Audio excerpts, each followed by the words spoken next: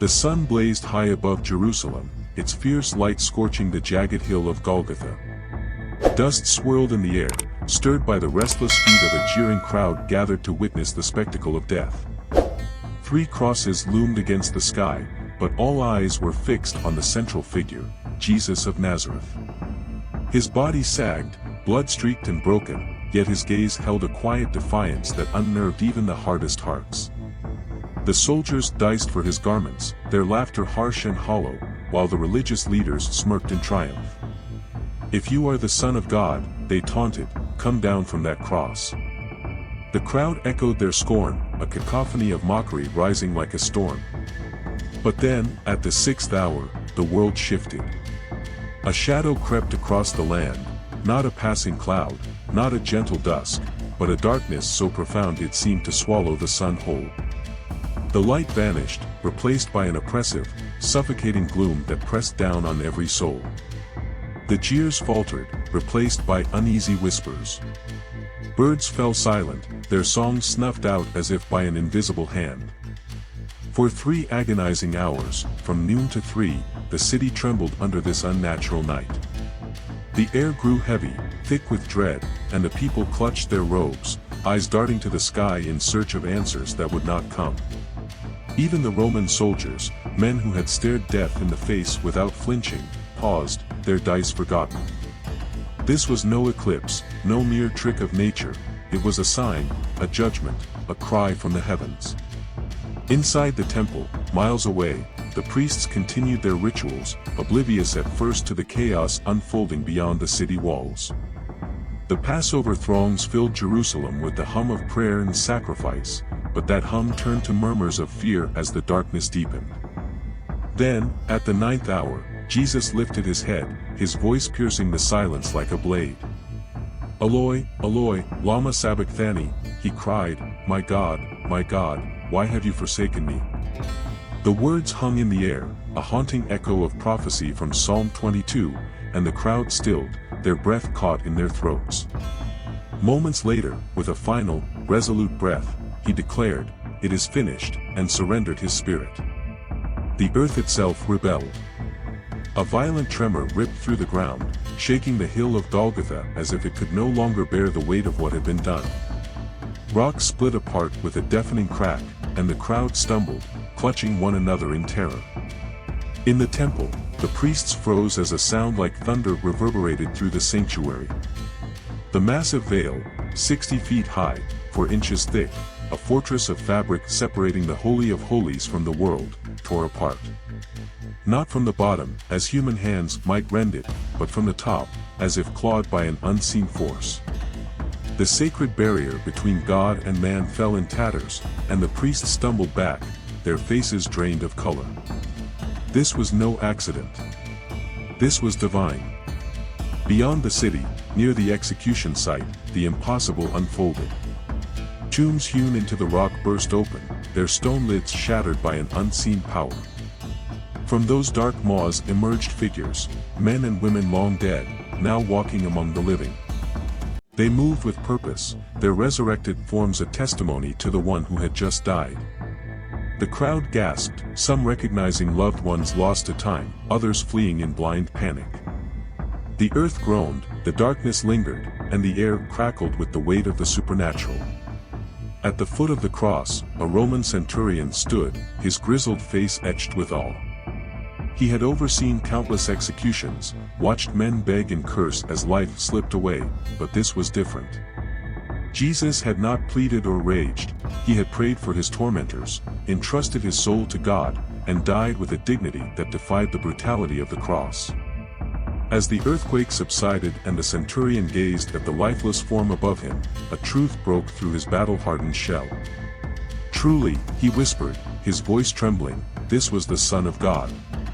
His words, spoken in the shadow of death, were a confession that would echo through history. The crowd dispersed, no longer triumphant but subdued, their chests heaving with remorse.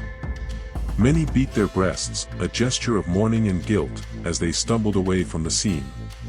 Hours before, they had bellowed, "Crucify him," with one voice. Now, they could not meet each other's eyes. The religious leaders, however, retreated to their shadowed halls, their triumph soured by fear. The darkness, the quake, the torn veil, these were not mere coincidences. They whispered of a power beyond their control, a truth they had sought to bury beneath their accusations and nails. Yet, instead of bending their knees, they hardened their hearts, plotting to silence the storm they had unleashed. 3 days later, the earth trembled again, not in sorrow, but in triumph.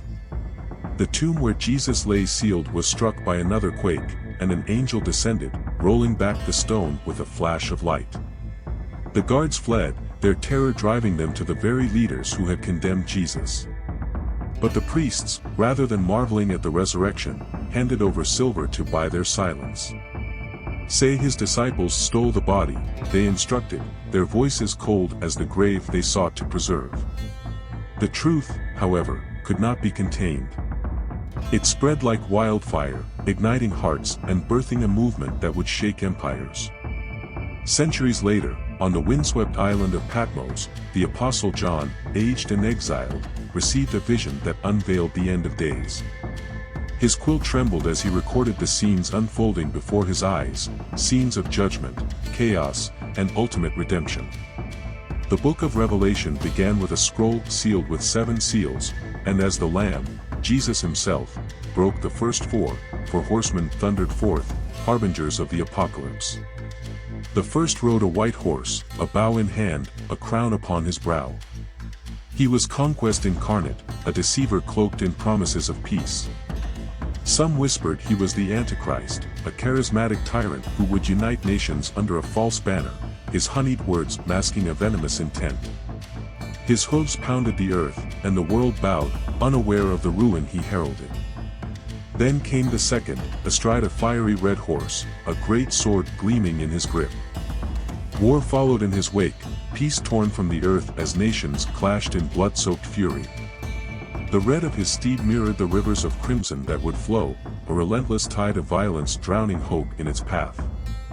The third emerged on a black horse, scales dangling from his hand. Famine gripped the world as his voice declared prices so steep that a day's wage could barely buy a crust of bread. The poor starved while the rich hoarded, and the scales tipped toward despair, a grim harvest of war's aftermath. Finally, the fourth horseman rode forth on a pale, sickly steed, Death himself, with Hades trailing behind.